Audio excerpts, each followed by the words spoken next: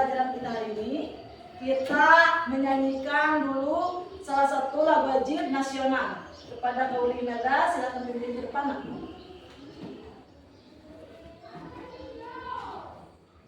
Ayo maju, maju, ayo maju, maju, ayo maju, maju.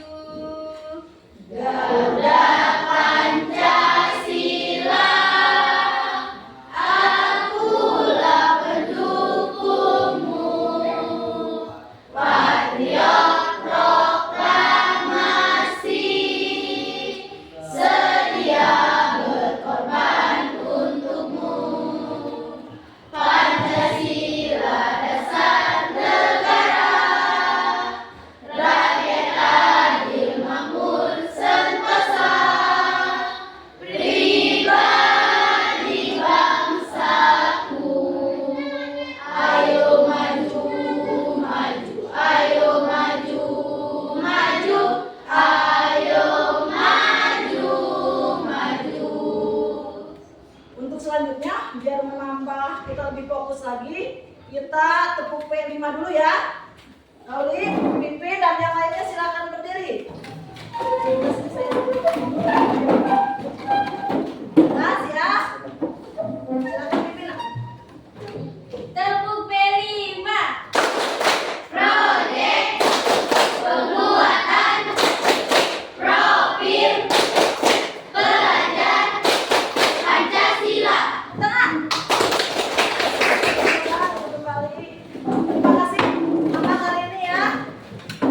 Hari ini pertemuan ke-9.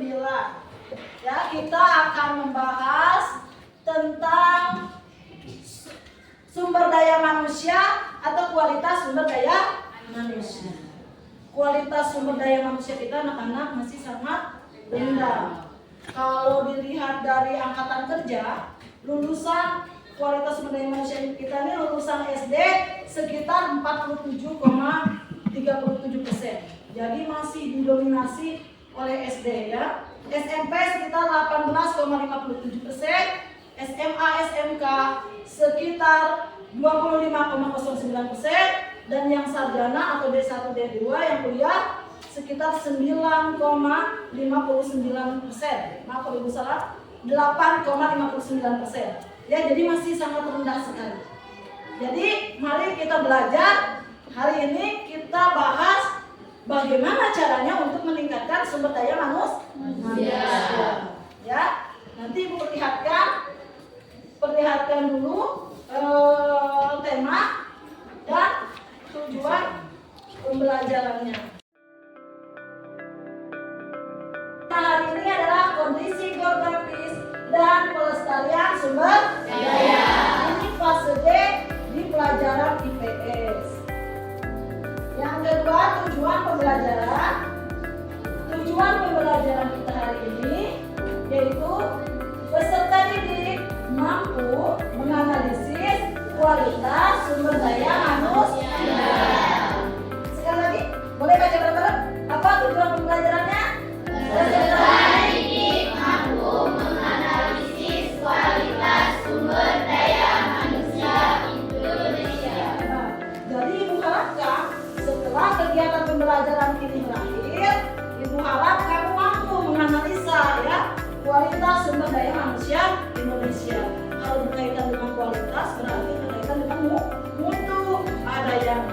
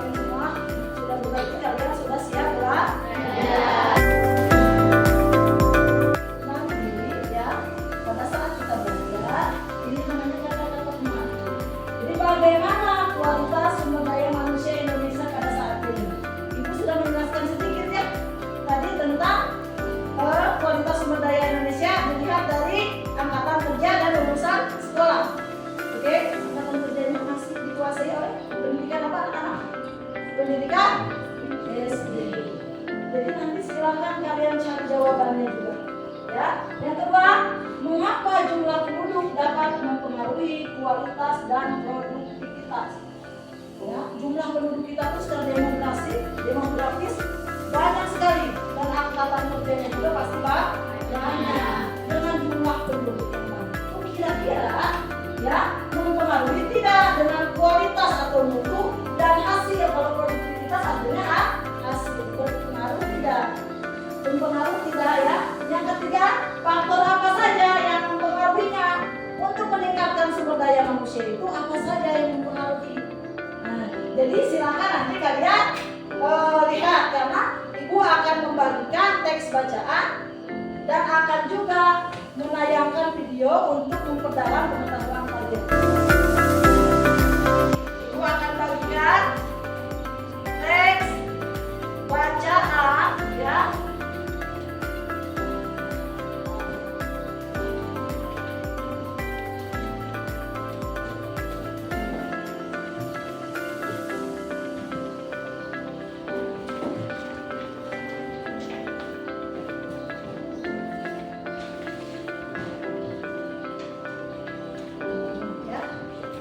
Bacaan tentang kualitas sumber daya manusia.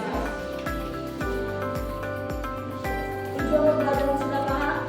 Ya, ini permasalahan kita harus kamu mampu menjawabnya. Lihat dari teks bacaan tadi dan nanti kamu lihat juga video pembelajaran.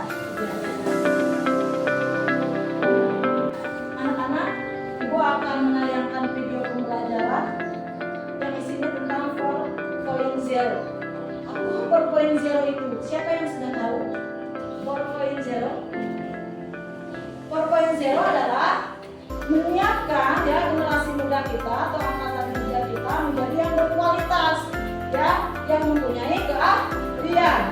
Keahlian itu dilatih mempersiapkan kebutuhan industri dunia. Karena secara demografis kita banyak penduduknya, mungkin ada yang bekerja ke luar negeri, ke industri di luar negeri ya, atau industri di dalam negeri juga. Jadi harus siap dengan kebutuhan industri dunia. Ya, jadi Ibu akan tayangkan untuk memperdalam pemahaman kalian tentang kualitas sumber daya manusia. Terus anak-anak, Ibu tambahkan sedikit di pertemuan kemarin kita membahas tentang apa?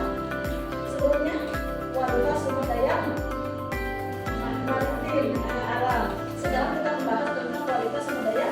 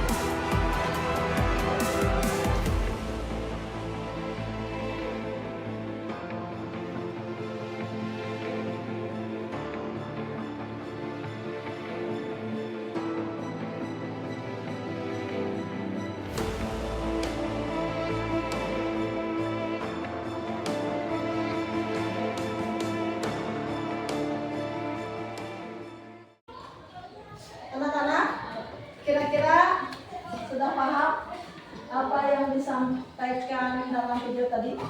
Ya, itu untuk memperdalam pemahaman kalian tentang kualitas sumber daya manusia. Ternyata kualitas sumber daya manusia itu ada sekolah-sekolah dan ada juga pelatihan.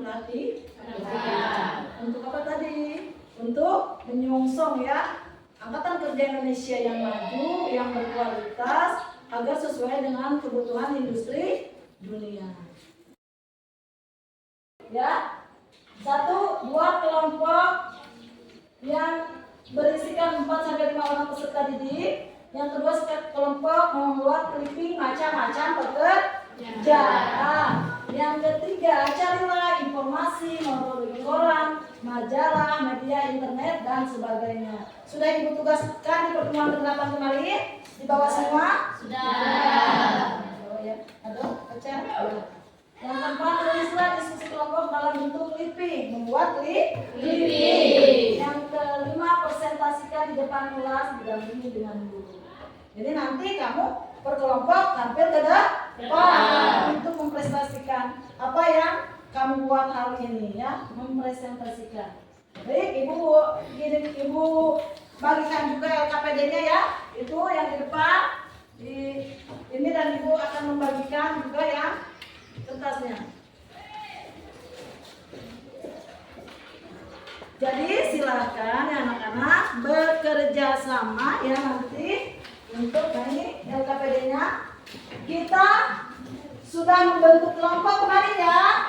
Kelompok pertama kelompok mawar. Nah, nanti ya sudah ada semua kelompok mawar. Sudah. Yang kedua kelompok melati. Mana kelompok melati? Nah, sudah ya. Ada semua yang ditugaskan. Yang ketiga kelompok dahlia. Nah, sudah ada semua? Sudah. Yang keempat kelompok Kamboja. Sudah ada? Sudah. Silakan kerjakan tugasnya. Apa tugasnya tadi? Membuat clipping macam-macam pekerjaan. Silakan kerjakan dengan baik. Selesai itu, kalau sudah selesai, presentasekan ke depan. Kalau ada kesulitan atau yang belum paham, boleh kalian memanggil ibu.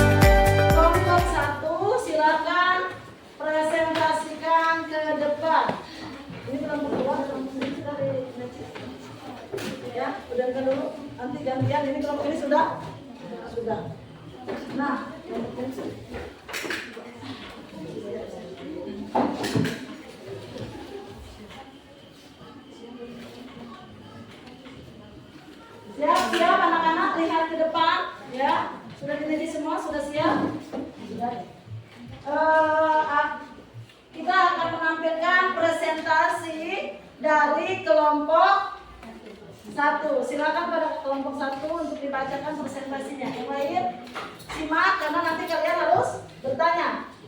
Assalamualaikum warahmatullahi wabarakatuh. Waalaikumsalam warahmatullahi wabarakatuh. Kami dari kelompok 1 akan memaparkan refleksi kami. Tugas membuat clipping macam-macam pekerjaan sesuai dengan bidangnya.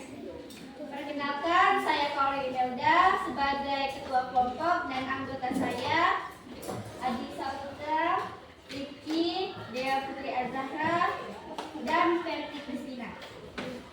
Pekerjaan itu beragam, mulai dari membutuhkan keahlian khusus hingga yang lebih umum. Macam-macam pekerjaan sesuai dengan bidang antara lain: 1. Pekerjaan di bidang kesehatan, contoh dokter, perawat, dan tenaga medis lainnya. 2. Pekerjaan di bidang pendidikan, contohnya guru, dosen, dan lain-lain. 3. Pekerjaan di bidang teknik, contohnya insinyur, arsitek, teknis, dan pekerjaan konstruksi. 4. Pekerjaan di bidang seni budaya, contoh seniman, musisi, desainer, dan lain-lain. 5. Pekerjaan di bidang bisnis dan keuangan, contohnya akuntan, manajer, marketing, dan pekerjaan keuangan lainnya. 6. Pekerjaan di bidang pertanian, contoh petani, peternak, dan lain-lain. 7. Pekerjaan di bidang hukum, contoh hakim, pengacara, jaksa, dan lain-lain. 8. Pekerjaan di bidang teknologi informasi, contohnya programmer, analisis sistem, dan pekerjaan lainnya. 9. Pekerjaan di bidang jasa, contoh supir, kasir, dan lain-lain. Tentunya macam-macam pekerjaan ini memerlukan pendidikan yang tinggi dan pelatihan yang mendalam. Dan semoga kedepannya lebih banyak masyarakat Indonesia yang berpendidikan tinggi agar bisa meningkatkan perekonomian. Demikianlah paparan kami, semoga bermanfaat. Kepada teman-teman yang ingin bertanya, dipersilakan. Siapa yang ingin bertanya, anak-anak? Siapa? Acungkan tangannya yang ingin bertanya. Silakan, kalau ingin ada. Kelompok 2. Diberi kesempatan kepada kelompok 2. Silakan, Nak. Assalamualaikum warahmatullahi wabarakatuh. Waalaikumsalam warahmatullahi wabarakatuh. Saya mewakili kelompok 2 ingin bertanya kepada kelompok 1. Berikan perbandingan pekerjaan di bidang manakah? Kesehatan atau di bidang seni budaya yang memerlukan kualitas sumber daya manusia yang tinggi. Silakan jawab. Assalamualaikum warahmatullahi wabarakatuh. Waalaikumsalam warahmatullahi wabarakatuh. Saya Devi Azhara mewakili kawan-kawan untuk menjawab pertanyaan kelompok 2. Menurut kami, pekerjaan di bidang kesehatan merupakan pendidikan dan keahlian yang tinggi, karena untuk jadi dokter umum saja kuliah hampir 4 tahun dan kaos atau praktek kerja tanpa dibayar selama 1,5 tahun. Setelah itu banyak izin lainnya untuk mendapat izin praktek. Izin lainnya untuk izin praktek. Baik, kalau dokter lama ya, Nak ya. Jadi memerlukan pendidikan tinggi adalah di bidang kesehatan. Tepuk tangan untuk kelompok 1. Ada yang ingin menambahkan? Tidak ada. Kalau tidak ada, terima kasih pada kelompok 1 karena waktu kita sempit. Ya, terima kasih dan silakan kelompok 1 untuk duduk kembali. Tepuk tangan.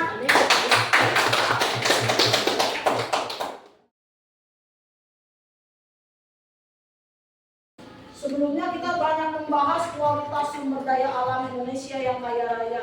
Ya, ada sumber daya alam kehutanan, maritim, sumber daya budaya dengan pakaian yang macam-macam, dengan tempat tinggal sesuai dengan karakter daerahnya. Nah, sekarang sumber daya, kualitas sumber daya manusia. Ya. Menjawab pertanyaan tadi, kualitas sumber daya manusia kita nih, silakan juga dilihat dari teks bacaan. Di mana, Nak? Sesuai dengan tingkat pendidikan yang dijelaskan tadi, masih sangat rendah.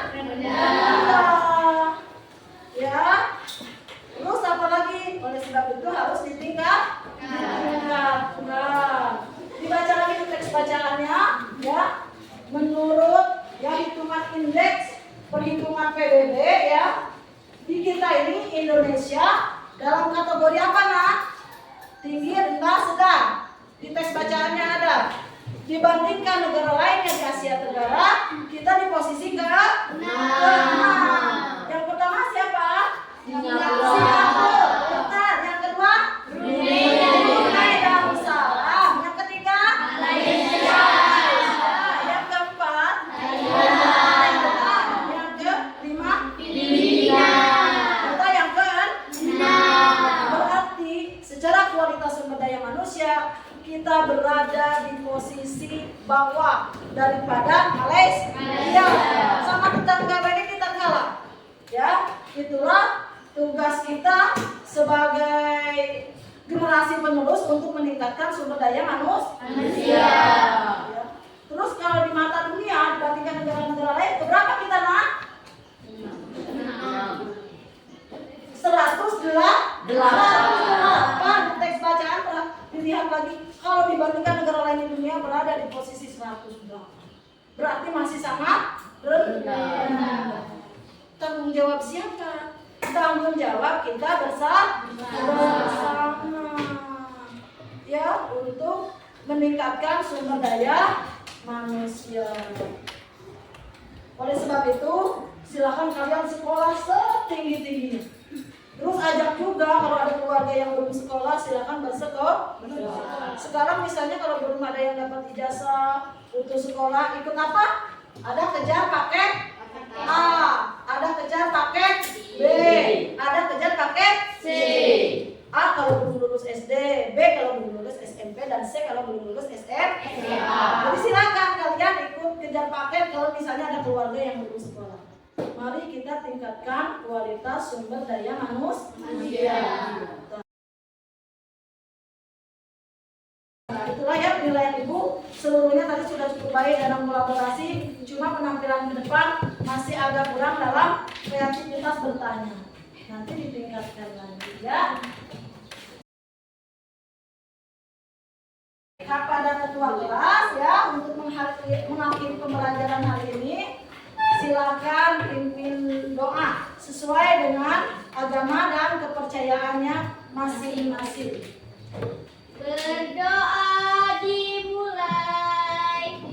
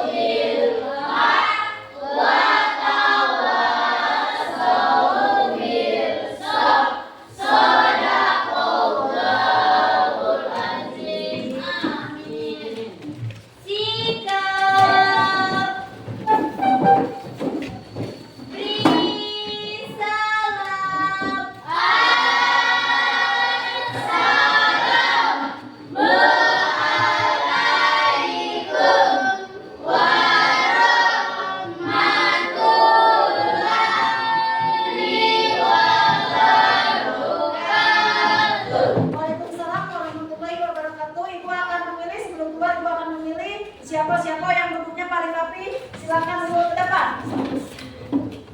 Kelompok 4, silakan.